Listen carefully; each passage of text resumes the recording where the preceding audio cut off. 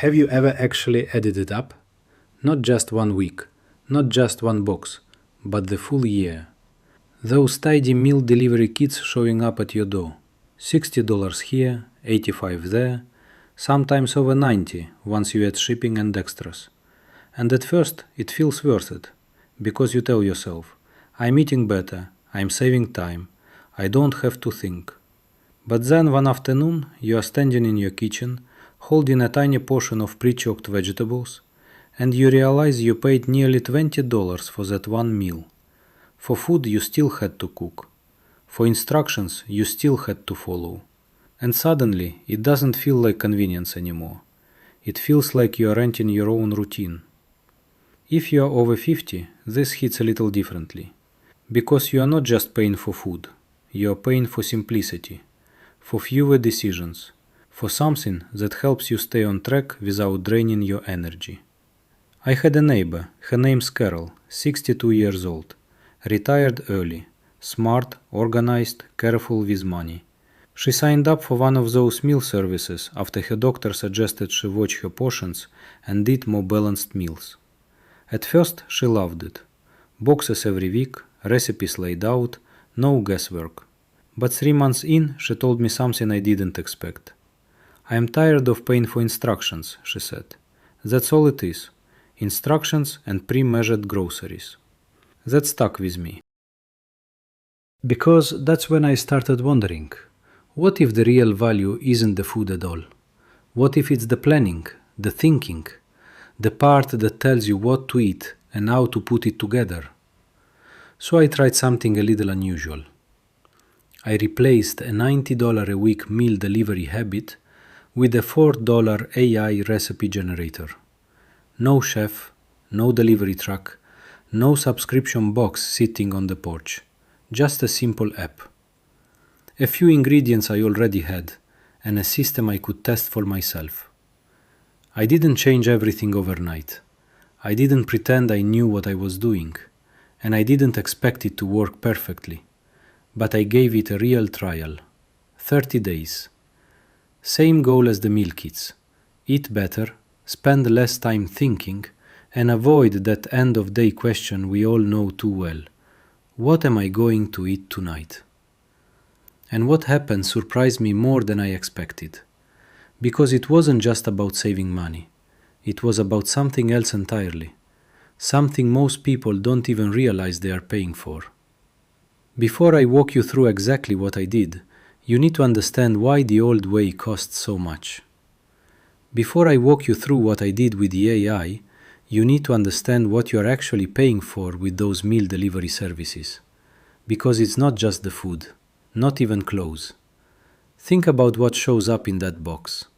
Pre-portioned ingredients, step-by-step instructions, a printed recipe card that tells you exactly what to do and in what order.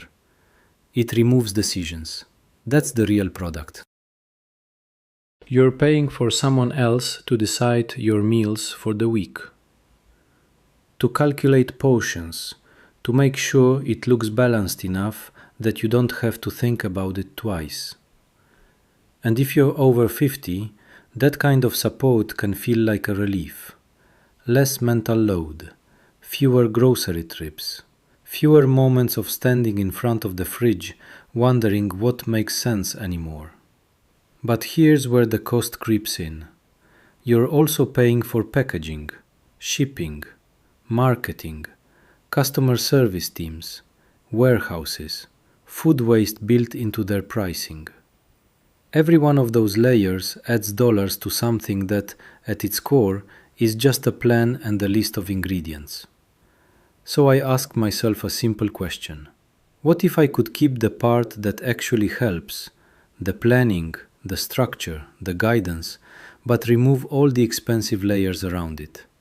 That's where the $4 AI tool came in. Now, when I say AI recipe generator, I'm not talking about anything complicated. No coding, no tech background needed. I used a basic chatbot-style app, the kind where you type a sentence and it responds like a conversation. The cost? About $4 for a monthly plan, less than a single meal from those delivery boxes. Here's how I set it up. Instead of waiting for a box to tell me what I'm eating, I told the AI what I already had. Things like chicken, frozen vegetables, rice, eggs, canned beans. Nothing fancy. The kind of food most of us already keep around. Then I gave it a simple instruction. I said, create a 7-day meal plan using these ingredients. Keep it simple. Keep portions reasonable. And make the recipes easy to follow. That was it. Within seconds, it gave me a full week of meals. Breakfast, lunch, dinner. Not perfect, not chef level, but clear, practical, and most importantly, adaptable. Now, I didn't stop there, because I knew if I was going to compare this to a $90 a week service, I needed rules. Real rules. Otherwise, it's just a casual experiment. So I set a 30-day trial. 30 days of using only the AI to plan my meals. No ordering meal kits. No last-minute takeout as a fallback. If I got stuck, I had to go back to the AI and ask for help instead of reaching for convenience. I also defined what success meant. Not perfection, just 3 things. First, the meals had to be simple enough that I'd actually follow through. No complicated steps that make you give up halfway through. Second, the cost had to stay significantly lower than the meal delivery habit. Not just a little cheaper, noticeably cheaper. And third, I had to feel like it reduced decision fatigue, because that's the hidden reason people pay for those services in the first place. Not laziness, just mental overload. Now, there were also things I refused to do. I didn't allow myself to pretend the AI knew my health conditions. It doesn't. If something involves medical advice, medication, or serious dietary restrictions, that's a conversation for a licensed professional, not an app. I also didn't expect gourmet meals. That's not the goal here. The goal is consistency, affordability, and clarity. And one more rule that turned out to matter more than I expected. I committed to giving honest feedback to the AI. If a recipe was confusing, I said so. If something tasted off, I asked it to adjust. If a portion felt too big or too small, I corrected it. Because unlike a printed recipe card, this thing actually responds. That's a big shift. You are not just following instructions anymore. You are shaping them. Now, at this point, you might be thinking, that sounds fine in theory, but what does it actually look like day to day? Fair question. Because the difference between an idea and a habit is what happens when you're tired, hungry, and don't feel like figuring anything out. And that's exactly where this experiment either works or falls apart. So, in the next part, I'm going to walk you through what those 30 days actually looked like. The good, the frustrating, the moments where I almost gave up, and the small changes that made the biggest difference.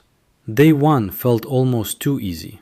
I opened the app, typed in what I had, chicken thighs, a bag of frozen broccoli, rice, a few spices, and asked for a simple dinner.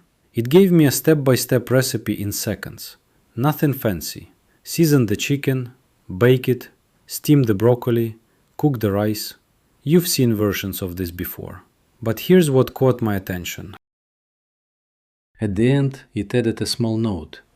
If you want this to feel less repetitive later this week, save some of the cooked chicken for a stir-fry or soup. That wasn't just a recipe, that was planning ahead. Something the meal kits never really did. By day 3, I started noticing a pattern. Every time I felt that familiar pause, standing in the kitchen wondering what to make, I didn't open the fridge first. I opened the app. I'd type something like, I don't feel like cooking tonight. What's the easiest meal I can make with what I have? And it would adjust. Sometimes it suggested a one-pan meal. Sometimes it said, use leftovers, add eggs, make a quick fried rice. It wasn't perfect, but it was responsive. That alone saved me more mental energy than I expected. Now, not everything worked. Around day 5, I followed a recipe for a lentil dish. Looked good on paper, simple ingredients.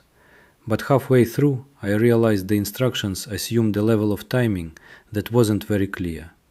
The lentils were undercooked, the seasoning felt off, and honestly, it was one of those meals where you sit down and think, I could have done better than this. So I went back to the app and said exactly that. This didn't turn out well, too bland, timing unclear.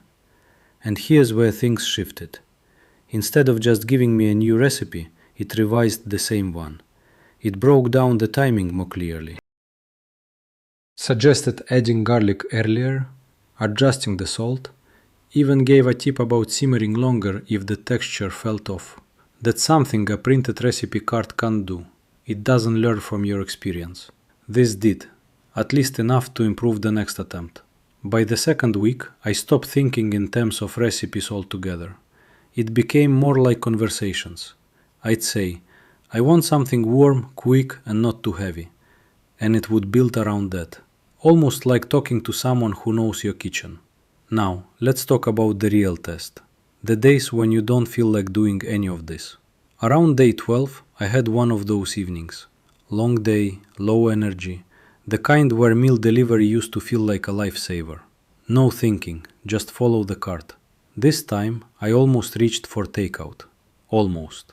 Instead, I typed, I'm tired, give me the absolute easiest dinner possible. And it came back with something I wouldn't have considered.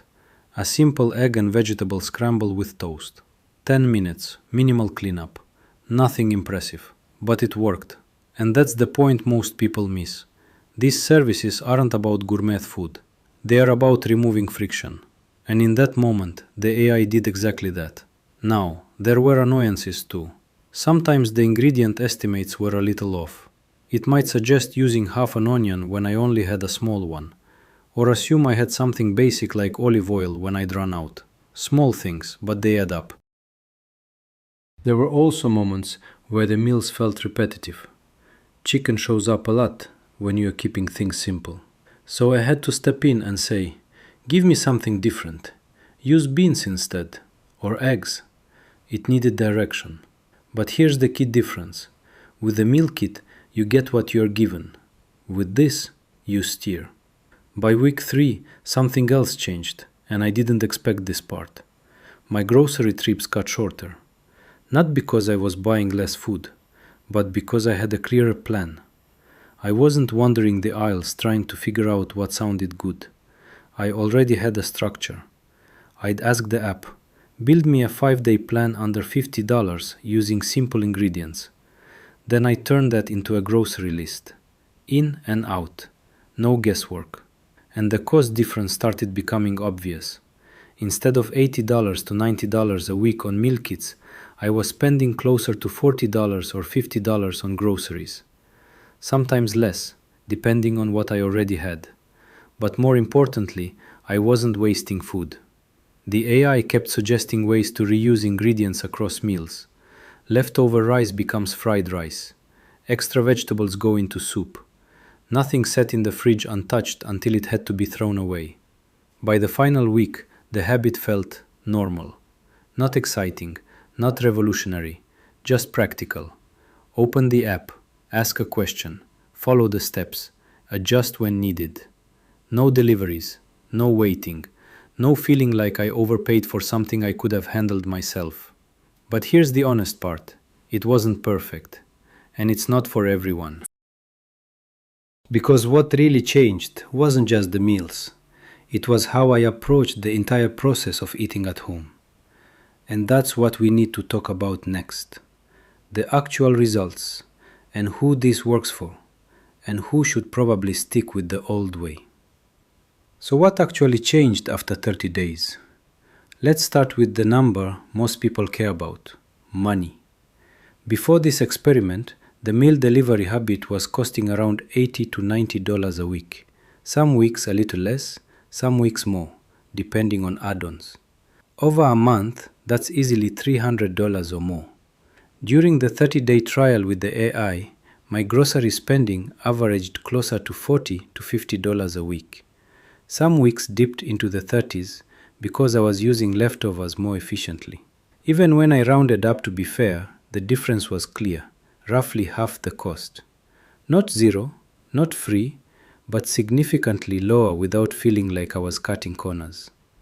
Now, money is one thing, but what about time and effort? This is where it gets interesting. At the beginning, it felt like I was doing more work, asking questions, reading responses, adjusting recipes.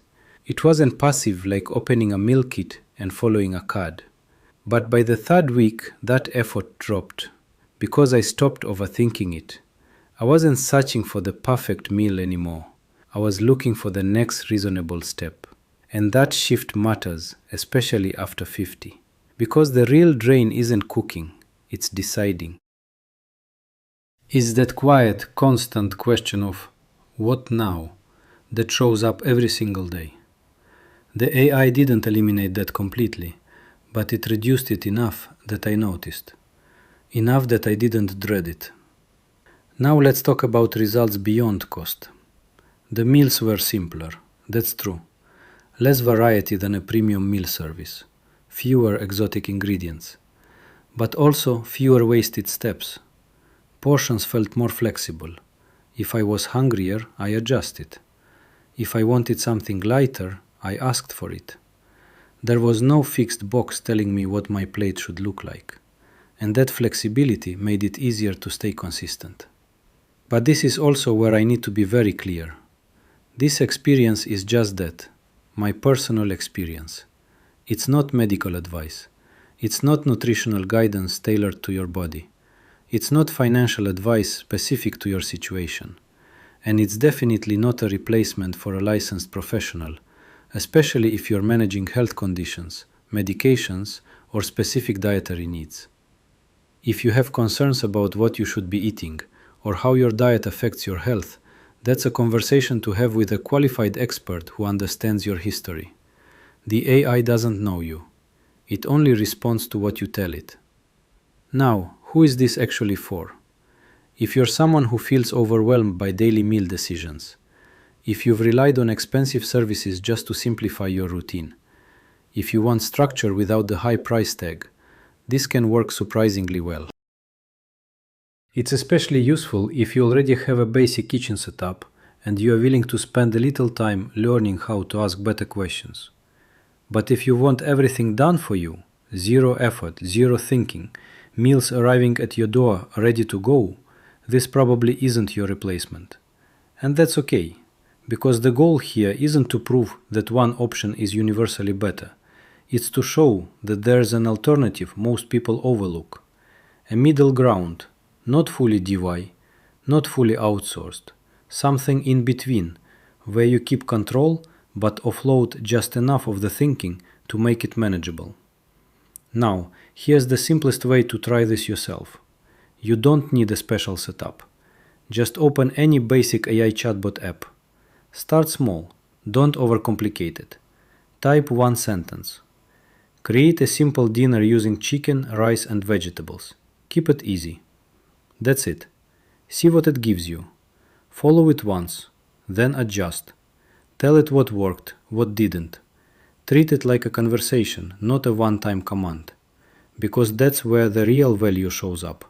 Not in the first recipe, not even in the second, but in the way it adapts to you over time. And if you are anything like Carol, or like I was, you might start to notice something after a couple of weeks. You're not paying for instructions anymore. You are generating them. And that changes the equation in a way most people don't expect.